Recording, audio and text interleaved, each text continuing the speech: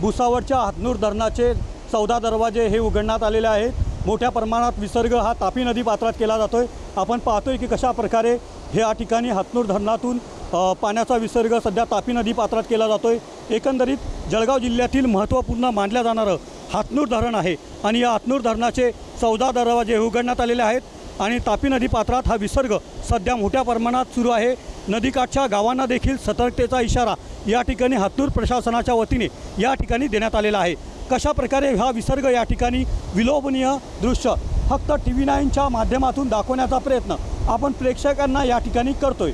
हातनूर धरणातून सध्या मोठ्या प्रमाणात विसर्ग हा तापी नदी पात्रात या ठिकाणी केला जात असल्याची माहिती हातनूर प्रशासनाने दिली आहे। कॅमेरा पर्सन मंगेश ढोलेसह रवी गोरे, हातनूर, जळगाव।